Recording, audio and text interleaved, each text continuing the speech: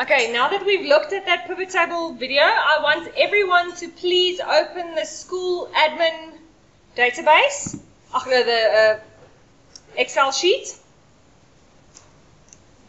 And I'm going to give you a question or two to answer for me.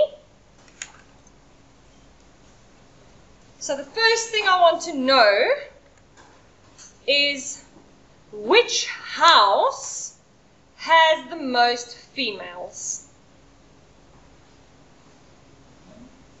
Which house has the most females? And the way you can do that, the easiest is with a pivot table. So I want you to go and try and play around with pivot tables now. I'll show you how to do it afterwards. I just want you to try it first by yourself. So it's on the Insert tab. You can actually just stand anywhere in your data and go to Insert Pivot Table, and it will pick up your whole table. Right, so everyone got that right quite easily. But just to show you how, or the easiest way for me how, is you just put your cursor somewhere in your data set, Insert Pivot Table, okay? And then what I want is, I could put the gender here by rows, but I have more different houses. So I prefer putting house by row and gender by columns. And then I need to count something. Okay. I like counting people. So I count the first name. And then I can quickly see, the females are the most. Okay. Now the problem is, if I had like 100 different houses, how would I have known which one's the highest? Hey, I could have done maths, but then I would have still had to check which one does that match. Okay, so there are two ways I could have done that. I could have done conditional formatting, where I highlight the top one, and that helps me find it quickly. Okay, or actually better is to sort this. Smallest to largest, and then I find the largest quickly. See? Okay. Hey, I just right-clicked in this field, and I said sort. So Z to A or A to Z. Okay. All right. Next up, I would like you to find out for me, after SA, what is the most common nationality? After SA, what is the most common nationality? Okay, so I think by now you can see why pivot tables are really cool, because you can get answers so quickly, so much quicker. Because, I mean, how else would you have done this? You would have done this, you could have done this with a subtotal. You guys learn that later in grade 11, but it's a subtotal I hate. It's such a clunky, awful way of doing things. Pivot tables are so much more elegant.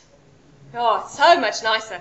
Listen, I just want to warn you, if we have a look here, lots of people did the gender one like this. And then they did female like that.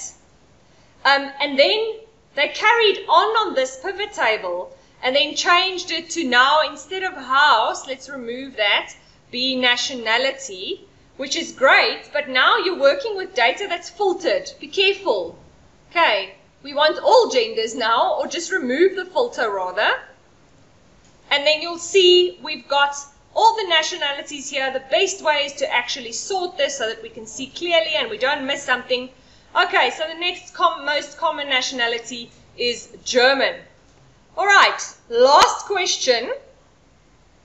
Bit more challenging, not that much. You'll see, it's not that hard.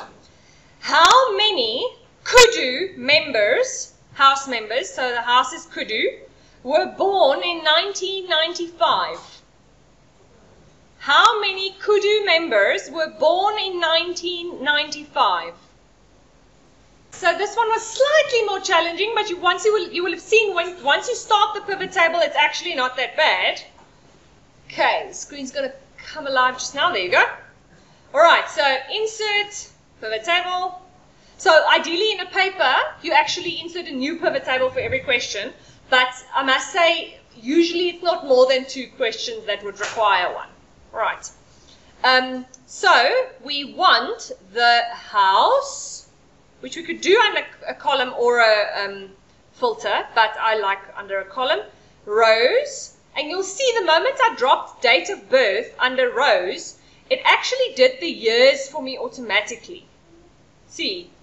So I can change this probably by fiddling around here. I haven't actually fiddled around with it that much.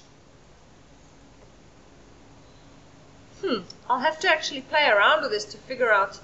But let's see here if I plus. See, quarters, that's like which quarter of the year. And date of birth over there, it gives me the months and things. Alright, so you have some more options over there. Okay, so let me minus that, and then I just count something. So, surname. And 1995, Kudu, 63 members.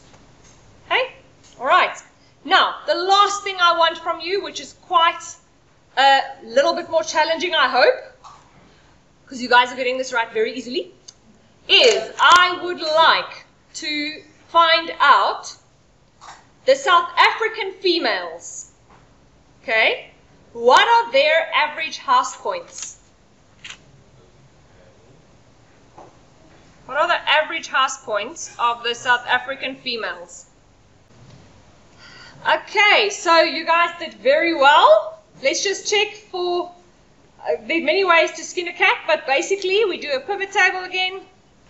And this time we're working with a nationality, okay? And we're also looking at the gender. So I changed the question. I said, which gender has the highest average house points?